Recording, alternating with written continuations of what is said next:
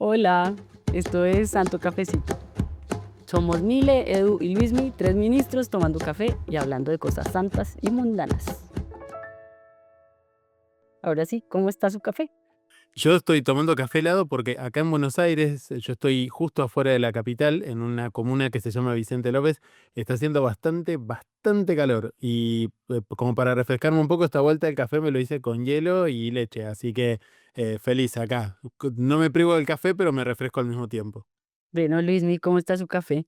Mi café está en el punto, en el momento en donde hoy no está haciendo ni mucho calor ni mucho frío aquí en Medellín.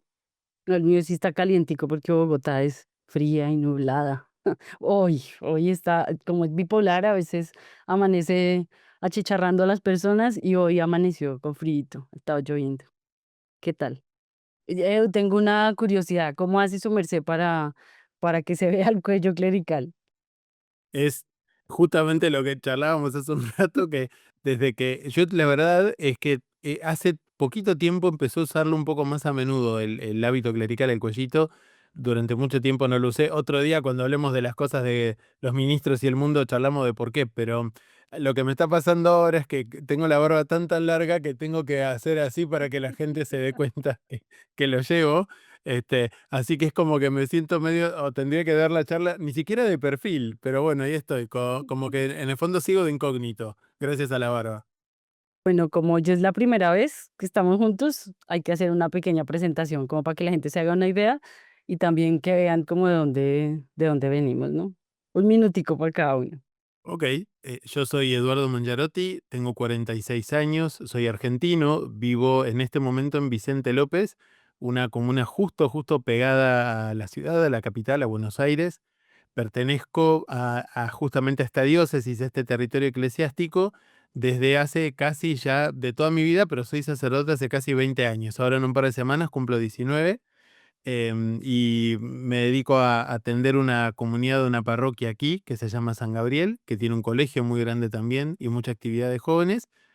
Y por otro lado, estoy en distintas cosas de mi zona, de mi diócesis, además de dar clases de teología, hacer cositas así relacionadas con eso, con ayudar a pensar y a vivir la fe y la vida espiritual. Edu, dijiste que eras católico. No, no lo sé, algunos lo pondrían en duda igual, Ajá. Pero Un poquito pero sí, poquito. sigo siendo muy católico, muy feliz de ser parte de la Iglesia Católica, que aquí en Argentina es la denominación religiosa de la gran mayoría de la gente. ya, ok. No, pues justamente porque como este es un podcast interdenominacional o interconfesional, no sé cuál sería la palabra adecuada. Parte del chiste es que decir de dónde está, desde qué denominación estamos, ¿no? Tal Lili. cual. Bueno, mucho gusto. Yo soy Luis Miguel Caviedes, soy pastor metodista en la ciudad de Medellín. Eh, Realmente en este espacio del metodismo colombiano, una iglesia que se autopercibe como 100% inclusiva y diversa, ¿no? Entonces, pues hago parte de la iglesia como pastor candidato a ministerio ordenado, esperando la ordenación en octubre del 26, y en medio de ello haciendo todo un ejercicio pastoral en la comunidad de Medellín y bueno, entre otras tantas cosas, teólogo, eh, digamos, teatrero, contador de algunos cuentos y payaso, que ya luego estaremos hablando un poco de ello. A mí me mata de la risa que Luis Miguel, más serio de todos, y se presenta como payaso. Eso hace toda esa parsimonia, ¿no? Pues yo soy Mile, soy reverenda presbiteriana ordenada hace 2 años, ejerzo como copastora en una comunidad y mi trabajo tiene mucho que ver también con lo que yo soy. Pues, soy artista, soy teóloga, entonces hago enseñanza y hago creación artística desde mi fe y también desde mi espiritualidad. Tan, tan. Bueno, como la idea de hoy es que hablemos de nuestra vocación, tengo una pregunta que estuve pensando esta semana y dije, sería muy chévere saber, ¿ustedes qué querían o qué pensaban que iban a hacer cuando eran niños? ¿Eso tiene algo que ver con, con lo que están haciendo ahora o nada? Yo tengo el recuerdo de niño, no sé si tanto de niño, pero sí como de más adolescente, de que sabía que quería hacer algo relacionado con lo académico, con la investigación, y después, ya cuando me iba arrimando al final de la secundaria, no sé cómo le dicen allá en Colombia, el liceo, viste, Sí, sí. em, yo iba sintiendo que la parte académica iba a encarar más para el lado de algo vinculado con las humanidades, pero también ya en esa época estaba empezando a pensar si quizás no quería ser cura o no. Así que ahí ya lo ministerial estaba medio metido también en la mezcla, pero siempre me acuerdo mucho eso, de como que me imaginaba una vida medio de laucha de biblioteca cuando era más chico, de laucha de ratón, le decimos acá. Ahí se ve detrás. Digo, sí, en eso le atinó. Y Luismi, En mi caso, yo me acuerdo de niño que yo quería ser médico, ¿no? Y entonces veía como el tema de ser médico, me parecía como algo chévere y jugaba mucho a ser médico.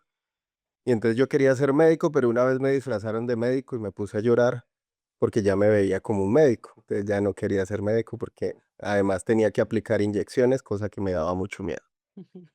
Ya ya. recuerdo un poco como en la adolescencia, ya un poco más como, sí, como en la juventud.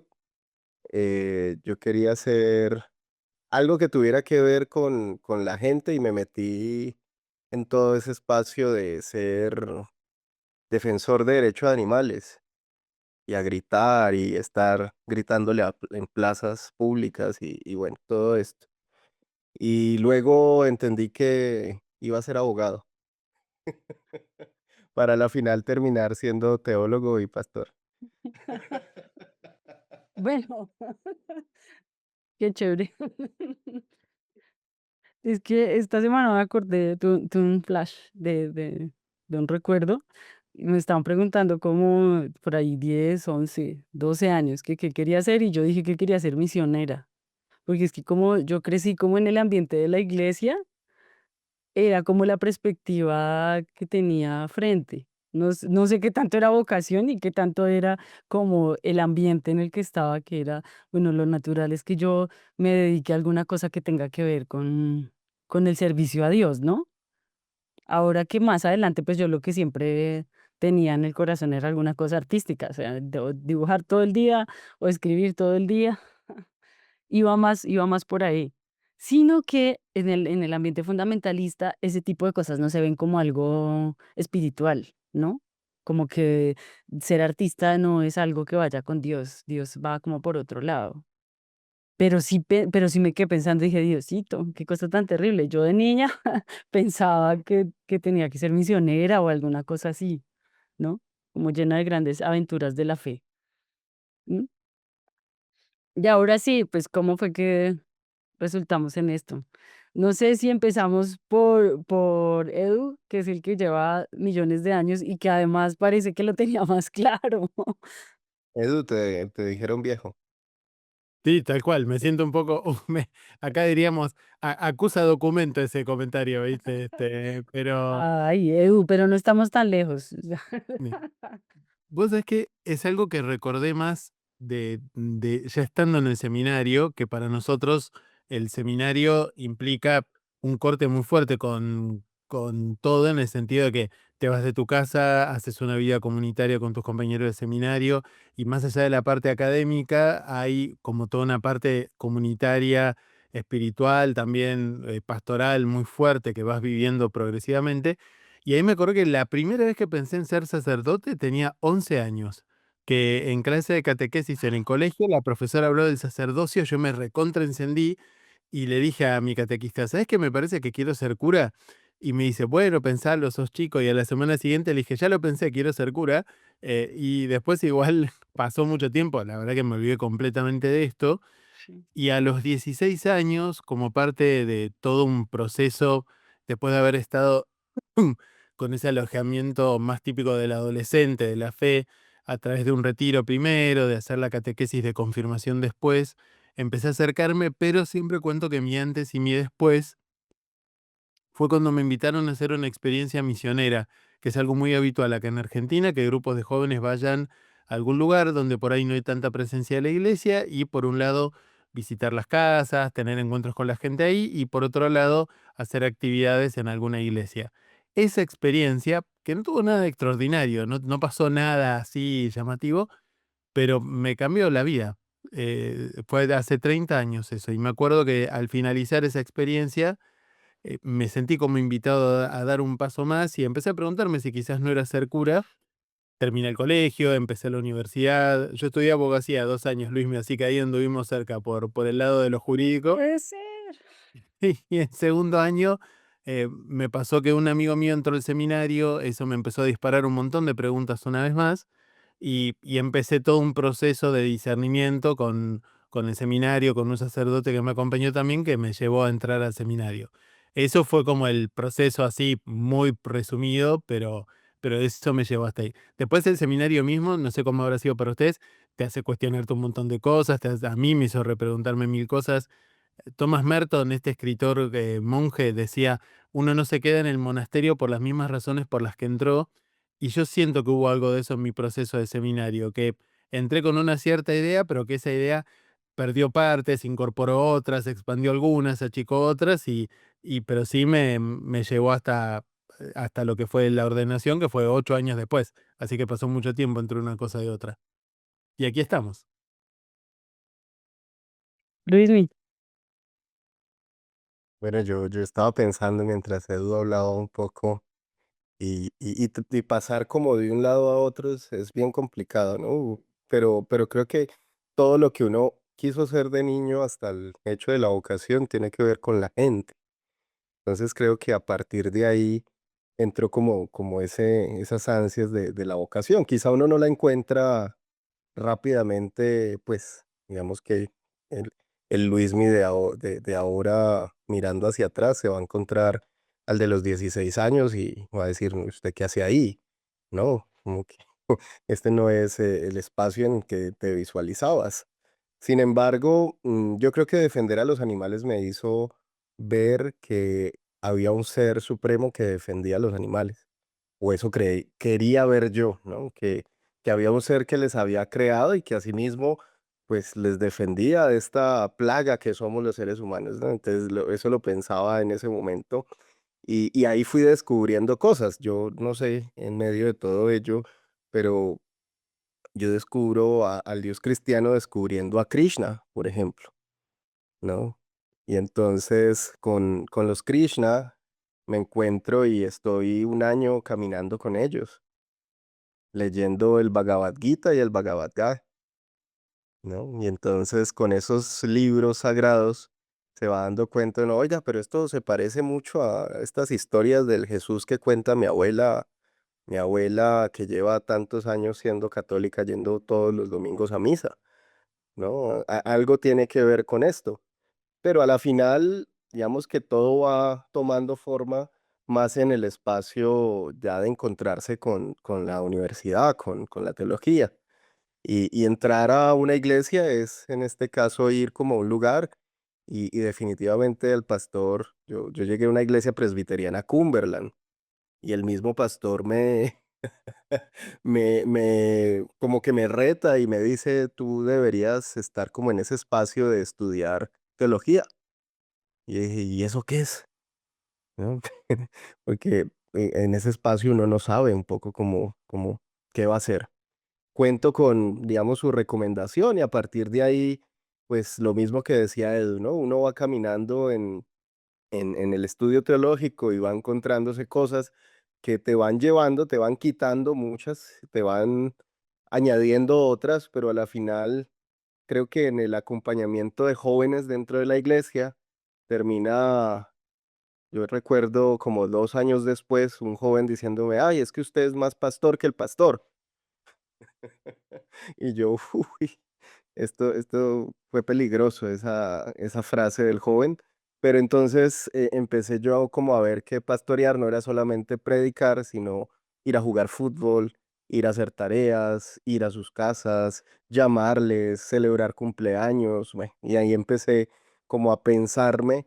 que estaba como en este ámbito de lo pastoral y comunitario desde la fe. Ahí un poco resumida también, pero aquí vamos, 8 años después, aquí estamos. Un montón.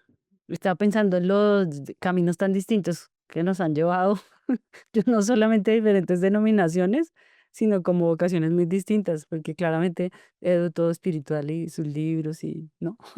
Y Luismi, yo creo que la línea de la justicia y de lo social desde el inicio, incluso para descubrir a Dios. Yo vengo de una crianza fundamentalista y en espacios pentecostales. Mi papá es pastor, en mi familia hay un montón de pastores. Claro, de niña, pues ese era mi ambiente, ¿no? Y yo estoy obsesionada con la Biblia desde que era una niña. O sea, aprendí a leer y me dieron una Biblia. Y a mí eso, pues me hizo una vida totalmente diferente. Estoy obsesionada con los libros, pero en general la Biblia ha sido como el libro de mis obsesiones, ¿no? Leí el Apocalipsis y todas esas cosas cuando tenía como 7 años. Entonces, claro, desde ahí siempre ha habido como un interés y un deseo profundo, pues, de saber más. ¿No? Y se juntaba con eso de, ¿será que, pues porque estaba en el ambiente, será que esto es lo que tengo que hacer? Pero pues ya cuando fui a elegir una carrera, siempre pensaba era, pues todo lo que yo haga es para servirle al Señor, entonces pues estudié comunicación porque se supone que podía servir para servirle al Señor con los medios, ¿no? Comunicación social. Tenía comunicación social comunitaria, lo que hizo que mi vida fuera completamente distinta y se volcara muy hacia los espacios comunitarios y a organizaciones sociales y eso, ¿no? Pero, luego con el tiempo, cuando ya, digamos, por situaciones familiares y de la vida y todo eso, mi fe cambió, como que me di cuenta que mi fe se transformó, lo que ahora se llama de construcción. Pues yo como que me encontré con, yo no voy a la iglesia, pero igual quiero saber, y me puse a estudiar teología para mí. Yo quería saber para mí, sin ninguna intención de tener que ver eso con otras personas. O sea, yo tenía muchas preguntas y estaba obsesionada con la Biblia, aunque no quería ir a la iglesia. Pero pues en ese camino me encontré con una comunidad que trabajaba con niños, que tenía como un proceso amoroso, muy bonito, de comunidad. Y cuando menos me di cuenta, estaba ordenada. No, me engañaron. No, pues digamos que de alguna manera como que me di cuenta que en ese espacio mis obsesiones funcionaban para los demás. O sea, que también era una posibilidad de servicio encontrar esos sentidos liberadores en la escritura. Que básicamente es lo que yo hago en redes, es lo que yo hago en la predicación, lo que hago con la enseñanza, lo que trato de hacer con mi arte que está pegado como a la espiritualidad es como encontrarle sentidos liberadores a la escritura. Y pues parecía que eso le resonaba a otras personas y que era bonito para otros y que en esa comunidad como que tenía sentido, mucho más específicos ahí. Y por eso pues como que acepté el llamado de la comunidad, ¿no? Como decir, pues porque ahí en mi comunidad funciona de esa manera, como que la el consistorio, todo el reverendo, pues proponen y dicen: "Vea, usted podría hacer el camino desde el de la ordenación al sagrado ministerio".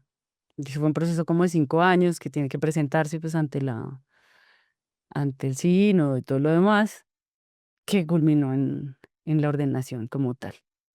Ahora, tengo una pregunta para ustedes, como el proceso, porque yo veo que cada uno de nosotros tiene un proceso diferente. Y es, por un lado, el proceso burocrático, digamos, eclesial, que es lo que yo le tendría a Dios que se van a la comunidad y no sé si es el proceso de discernimiento, que es de usted si se va a meter en esto o no mientras están estudiando, ¿sí? Y pues que nos hablara de ese proceso y también de cómo lo vivió su merced en su corazón, no solamente lo burocrático, sino, sí. Yo viví un seminario, varía mucho, viste, según el estilo, pero algunos son más tradicionales y un poquito más cerrados, otros son más abiertos. El mío, la verdad que tenía mucha apertura y yo estoy muy agradecido. Tuve mis momentos difíciles también por la estructura misma del seminario, pero eso cuando charlemos de cosas de la iglesia, todos vamos a tener tela para cortar, estoy seguro. así vamos dejándole a la gente ganas de más. Em, pero sí, es como un proceso donde por un lado, por supuesto, hay etapas, hay instancias de discernimiento, hay un momento sobre todo muy fuerte que es el paso a lo que se llama la admisión al orden sagrado, que es cuando formalmente vos le pedís a la iglesia que le decís que querés ser sacerdote y por otro lado la iglesia también dice sí, formalmente te reconocemos como candidato. Yo lo comparo muchas veces con el equivalente del compromiso matrimonial. Viste, una pareja puede estar de novios, demás, pero en algún momento dicen, bueno, nos comprometemos, nos vamos a casar. Esto es algo similar. Y, y también para mí todo ese proceso estuvo muy marcado por muchas idas y venidas, sobre todo en los primeros años. Por un lado, no simplemente por el tema de ver si quería ser sacerdote o no, sino que yo también me preguntaba si quería ser parte de lo que en la Iglesia Católica se llama la vida religiosa, que son estas comunidades donde vive gente con una intención más específica, como, no sé, los dominicos y la predicación, los salesianos y los jóvenes, comunidades que tienen como una misión más particular. Pero como para mí el punto de inflexión en todo ese proceso fue que en el medio de mi formación me fui a vivir a una parroquia. Te mandan a hacer una experiencia como una internship, ¿viste? Como una pasantía, digamos, en una comunidad que a mí me hizo muchísimo bien, porque si bien yo había tenido ya vida parroquial antes de entrar al seminario y durante también, esa experiencia de vivir con otros ministros, con otros curas, de vivir la vida de la comunidad tan desde adentro fue decir, ah, sí, para mí es esto. Y después obviamente siguen las instancias, hay ministerios, hay discernimiento sobre vos, porque puede pasar que tus superiores digan, no, mirá, nosotros no lo vemos, o que haya alguna cuestión de inmadurez o lo que fuera, que no, que amerita que la persona suspenda su formación. Pero en mi caso, ese fue como el punto así más fuerte a nivel interno. Después están, sí, las instancias burocráticas, pero siempre están muy en diálogo con el proceso interno de la persona. Luismi. ¿Cómo vivió su proceso?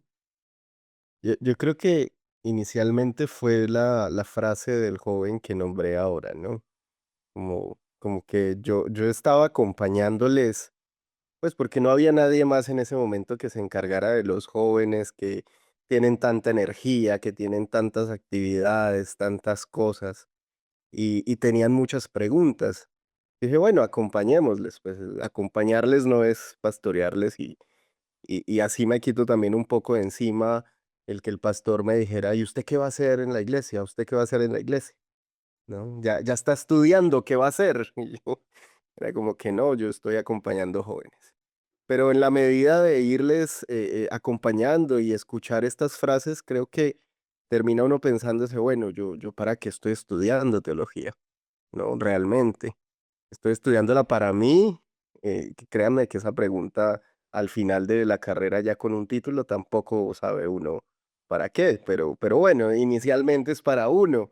Y entonces uno dice, listo, aquí encontré eso, ¿no? Encontré la comunidad, una comunidad de jóvenes muy tranquilo en este espacio y pudiera como entenderlo. Sin embargo, esa frase para mí fue golpeante porque yo me recordaba tiempos anteriores en donde para mí el cristianismo era una ofensa, ¿no?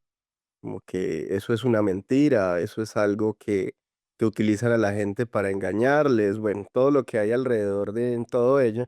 Y entonces yo decía, ahora te van a nombrar de una forma que decías que vea que esta gente engaña, ¿no?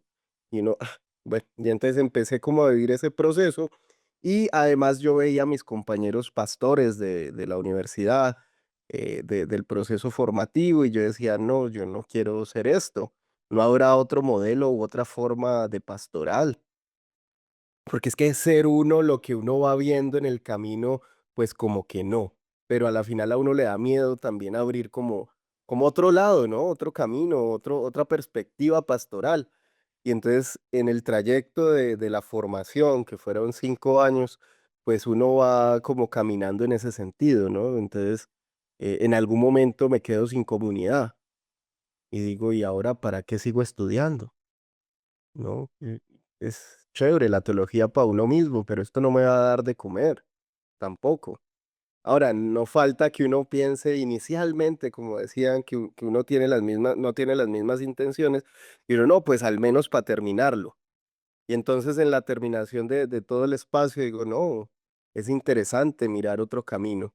Obviamente ese camino estuvo lleno de cuestionamientos, de personas que te decían, no, por ahí no es, vea que usted está como pervirtiendo el evangelio, ¿no? Fueron las cosas.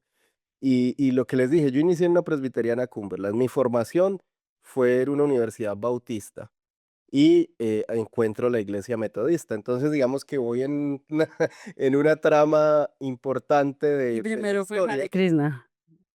Bueno, y primero encuentro a Krishna dentro de lo espiritual. Entonces creo que hace parte de un camino que uno va como recorriendo y quitándose también esas cosas. Ya después entra lo mismo, lo burocrático en procesos y de dónde ser, ¿no? Que eso también creo que pega en lo individual, en lo personal, y pues es que de donde uno es también, pues así mismo te van a catalogar en el espacio en donde seas.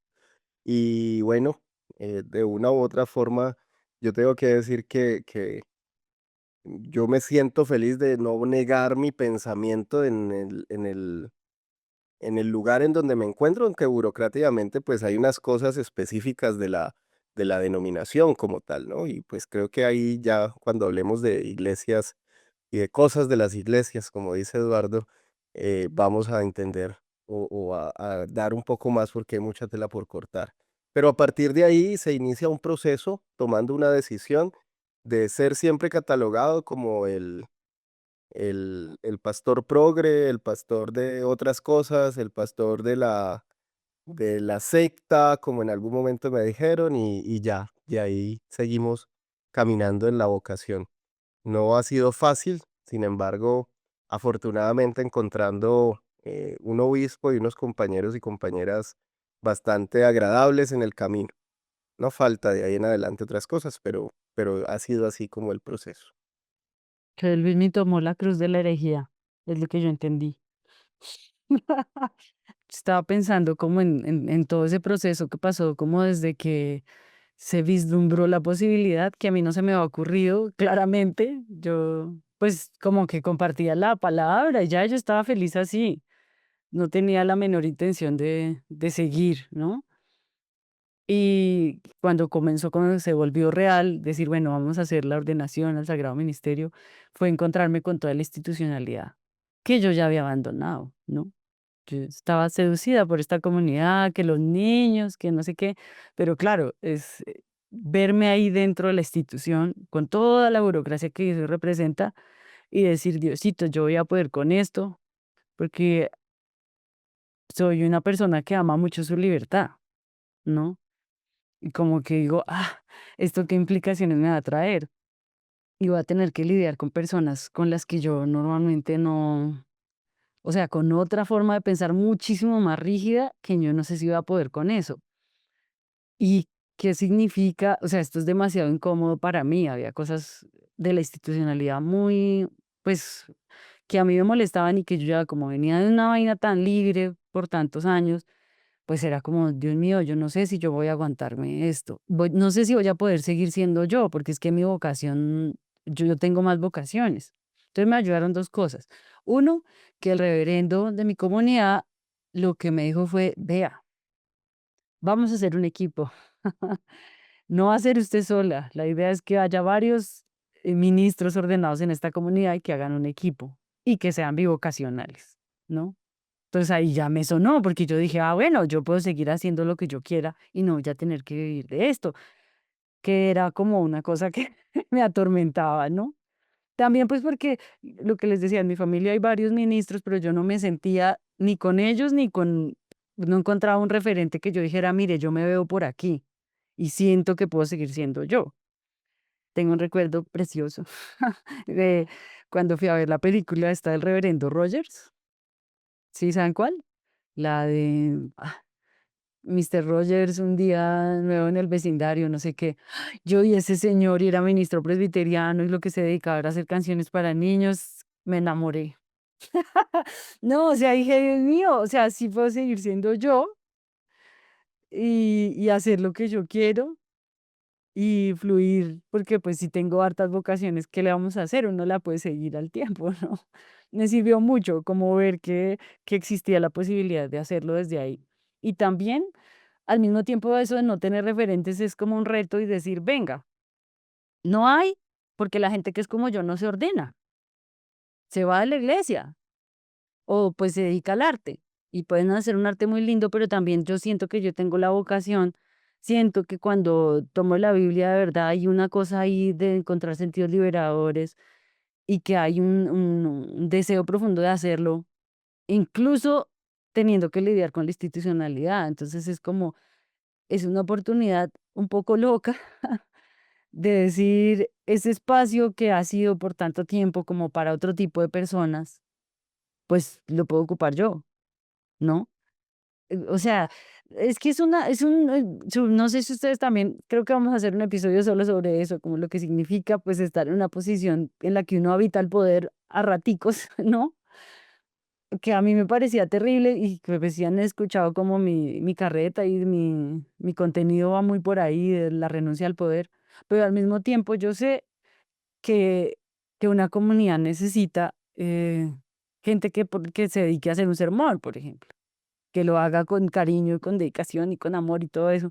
Entonces digo, venga, la diferencia en que lo haga yo a que esto quede vacante y venga otro que de pronto no tiene, no está tan enamorado de esta comunidad como estoy yo, puede ser muy grande.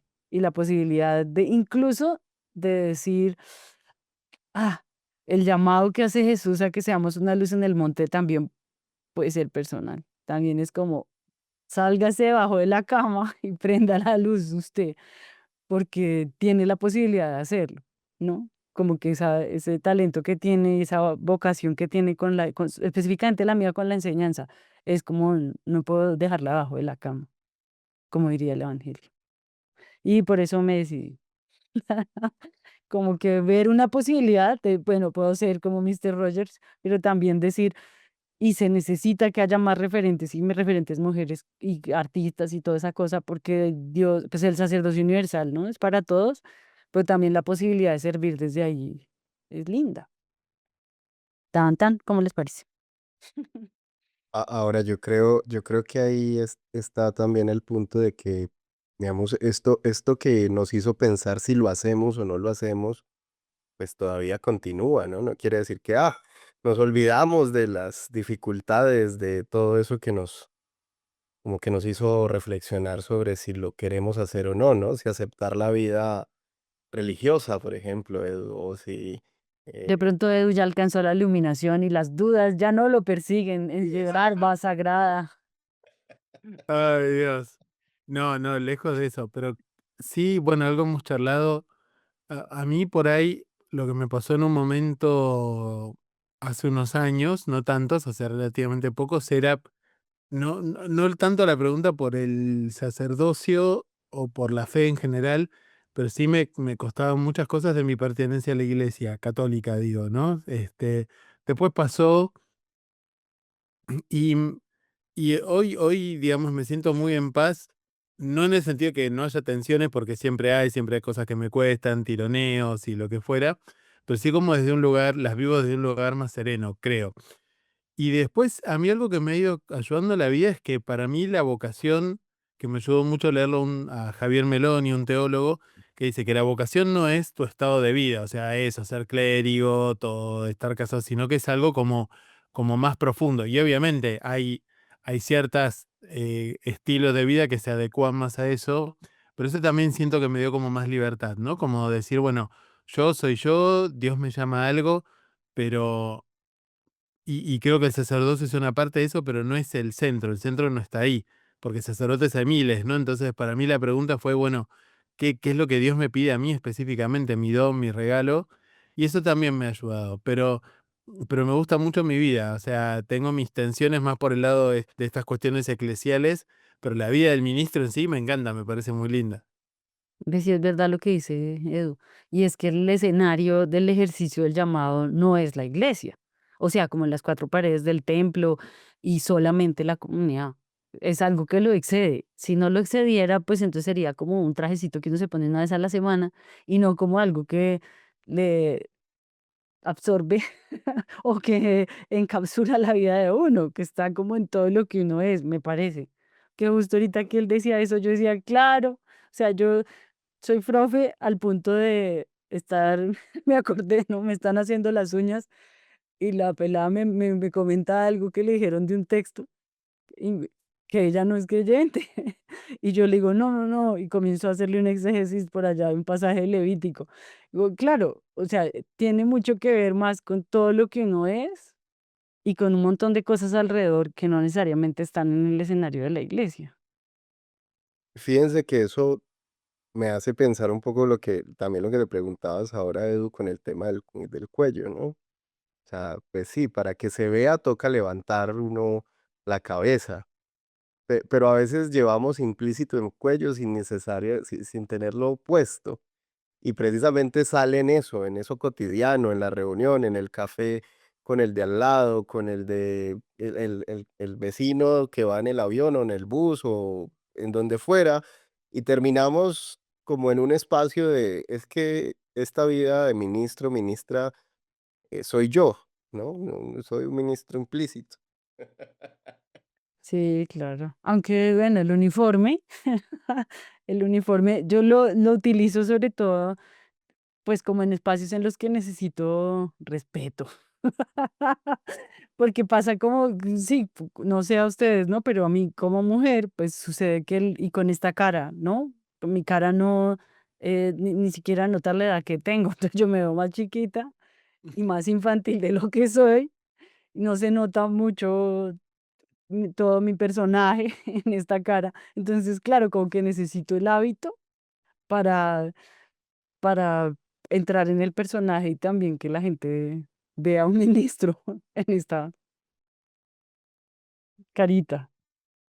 Yo creo que es un tema, yo me acuerdo cuando en el seminario lo hablábamos, hay un psicólogo, un sacerdote psicólogo, Amadeo Cencini, que habla mucho de formación sacerdotal desde lo psicológico y de la vida ministerial desde lo psicológico también, y habla de la dependencia del rol, ¿viste? De esta cosa de cuando uno siente que, no, bueno, yo no me puedo permitir tal cosa, o me tengo que mostrar de tal o cual manera, porque soy cura, porque qué sé yo. Que hay una parte que creo que lo difícil, siento que ya nos estamos yendo igual de la temática del episodio original, pero viste que está esta cuestión, me parece a mí, por lo menos en la Iglesia Católica sigue habiendo mucho clericalismo. Y entonces se genera esta dinámica, hasta suena medio fuerte la palabra, pero un poquito, no voy a decir perversa, pero medio maligna, donde también la gente te quiere poner en un lugar del cual vos te querés correr. No en el sentido de que no querés ser autoridad o no querés ser ministro, pero hay una cierta visión, no sé cómo será en las otras iglesias cristianas, pero sí sé que en el catolicismo pasa mucho, del ministro como alguien separado de lo mundano, Sí, como una claro. mala comprensión de lo mundano. Y entonces, Mira.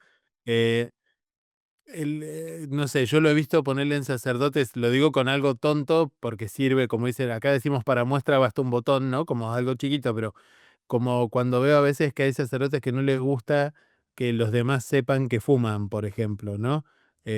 O que toman alcohol, pero que no que toman alcohol a lo bestia, que toman alcohol como un ser humano normal, que se toman un vaso de vino, una cerveza.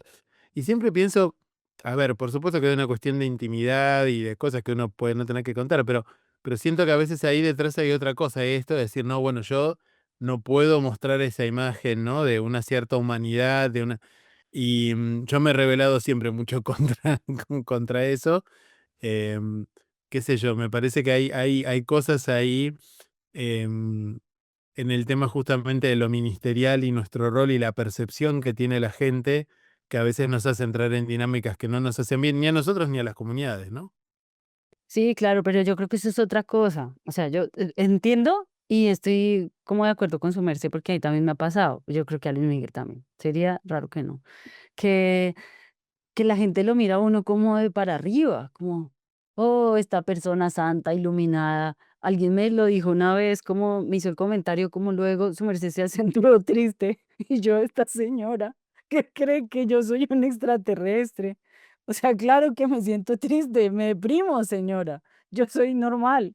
Lo que pasa es que me paro allá, predico, pero claro, o sea, si escuchan de pronto algún sermón o algo que uno hace, les ayuda en alguna medida, siento que las personas tienden a pensar que uno como que Diosito le dice al oído cosas o algo y que a ellos no, ¿no? Y que él emana a uno una especie de santidad, pues porque pero eso tiene que ver, es como con la construcción que se hacen de la figura religiosa, de que uno es un depositario pues de todas las ilusiones de la gente, que es terrible.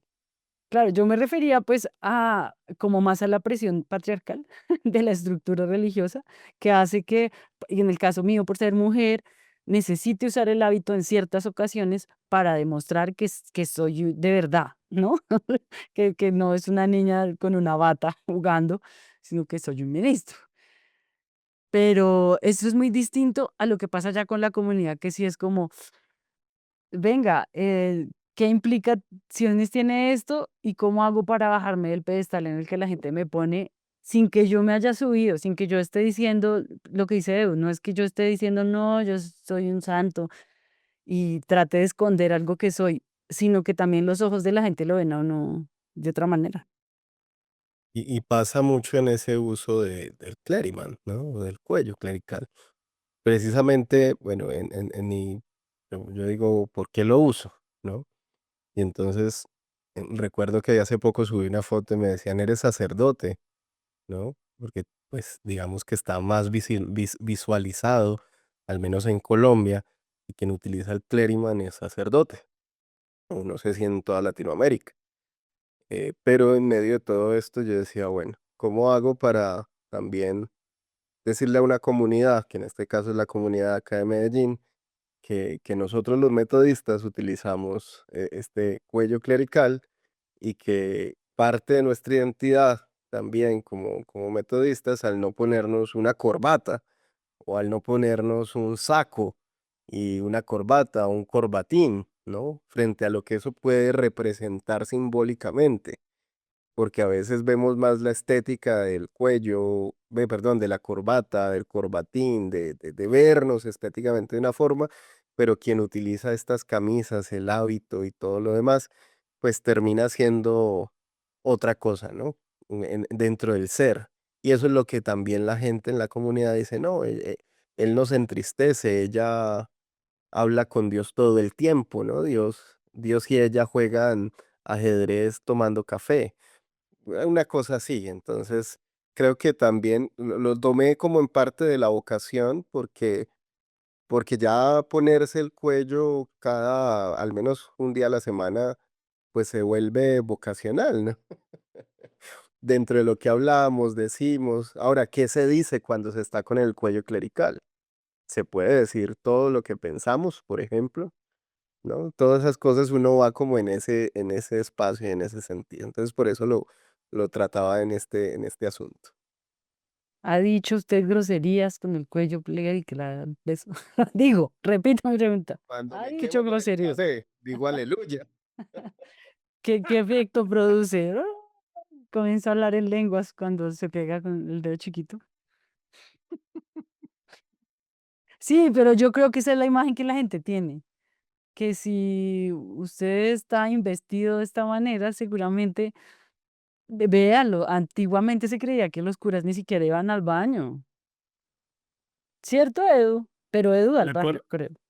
un párroco que tuve contaba que cuando él era chico se preguntaba si los curas hacían pis, viste, que como. Sí, sí, pasa mucho eso. Nosotros, bueno, solemos estar vestidos, depende de quiénes, pero muchos así todo el día, o sea, vas a otros lados y te ven. Em, yo lo contaba la otra vuelta, que me pasó que fui al supermercado y no, yo no, bueno, como les digo, yo no suelo vestirme así que, pero acá en el barrio ya son muchos años que estoy, la gente me conoce y me encuentro con una señora en el súper, yo estaba ahí con mi carrito y me dice, hola Eduardo, qué raro verte fuera de tu elemento. Y yo pensaba, claro, qué loco, claro, para ella es como que el cura, no sé, vive ahí en una especie de burbuja mística, viste, en la iglesia y esta cosa que a muchos les sorprende de verte en espacios tan cotidianos y mundanos como es ir al supermercado, ¿no? Y No le me parece trae Dios la comida a la puerta. Me parece claro, el ¿viste? colmo. El cuervo de Elías, ¿viste? Me trae todos los días la comida que quiero. Ni te bota maná ni te da perdices, ¿cierto? Pero viste que a mí me impresiona cómo esas cosas están como muy metidas, em, que la gente no se imagine que escuchamos otra música además de música religiosa, o que tengamos otro tipo de lecturas, o que tengamos amigos, ¿no? A mí esas cosas me dejan de sorprenderme, ¿no? Como, viste, como me fui a tal lado, ¿en serio? Sí, sí, para ver un amigo, ¿tenés amigos? ¿No? Como, ¿Alguien quiere ser amigo de un cura? claro, viste, sí, sí, pero como más bien como esta sensación de que es algo que que Sí, nos toma por completo. Y también igual es cierto que para mí hay muchos ministros que los ves por lo menos presentando eso al mundo, ¿no? Como sí. presentando esa imagen. Entonces, sí que bueno, es medio como que ya no sabes de quién es la culpa, si del chancho o del que le da de comer, ¿no? Como es medio difícil, pero bueno. No, sí, sí, hay que reconocer que la imagen no es, o sea, nosotros somos paganinis de un poco de gente que sí ha querido hacerle creer a los demás que ellos flotan, que ellos hablan con Dios, que Dios les susurra al oído, que no van al baño, que ellos son, pues, elegidos por Dios y que tienen una mística especial, ¿no? Pero Y ese también es el asunto de este podcast, por ejemplo, ¿no? Estamos aquí, listo. ¿Quiénes somos los que estamos aquí y por qué seguimos aquí? ¿Por qué no dijimos, sabe que no, yo me voy con ese que se cansó igual de todo esto, ¿no? Pero estamos aquí inmersos en todo este sistema, eh, permitiéndonos también ser humanos, también ser las personas que hemos caminado todo el camino y aún así abriendo el caminar. O sea, es muy bonito, por ejemplo, encontrarse eh, en algún momento a Milena en el camino y decir, "Ah, es que es una reverenda de una iglesia y hace esto, ¿no? Y ver esa vocación y uno dice, wow. Pero entonces uno que siempre ha estado, en mi caso, inmerso en la tradición católica por mi abuela y la familia y todo, y ahora decir, está Edu y Edu dice todo este tipo de cosas también, ¿no? Y tiene su podcast y tiene tiempo para ir al baño, ¿no? O sea, cosas como esas. Pero entonces uno dice, hay otros caminos construidos en la vocación y que en el momento nos los va como interconectando, ¿no? También creo que es parte de este santo cafecito. ¿sabe qué? Creo que también es como el saber que nosotros estamos aquí con la conciencia de que la institución tiene un montón de problemas, que no es que estamos ciegos ante la realidad y no sabemos lo terrible que puede ser una institución religiosa, ¿no? Sino que justamente por eso también creo que uno dice, venga, este es un espacio al que llega tanta gente con esperanza y qué tal que sí haya una posibilidad de la esperanza, qué tal que sí haya una posibilidad de construir espacios lindos y seguros para la gente, no solamente espacios donde alguien quiera sentirse superior y aprovechar pues su investidura para ejercer poder sobre los demás. Sí, qué tema el del poder. Bueno, de eso vamos a tener que charlar también, ¿no? Qué complicado, pero sí, yo creo que el tema de las motivaciones, yo es una pregunta que me hago muchas veces, ¿qué pasa con las motivaciones de los ministros?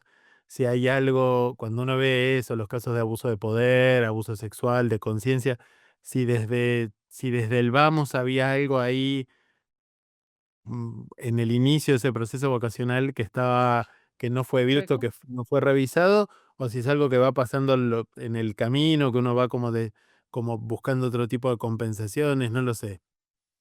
Mm, mm, qué buen tema. Vamos a hacer varios episodios sobre ese.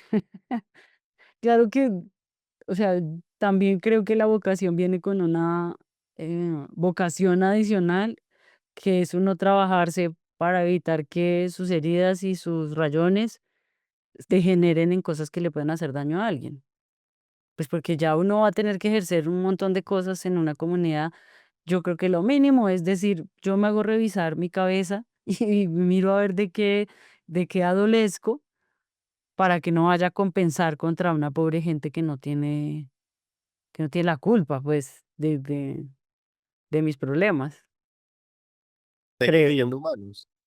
Sí. Creo que hay algo ahí definitivamente. Bueno, vamos a tener mucho para charlar.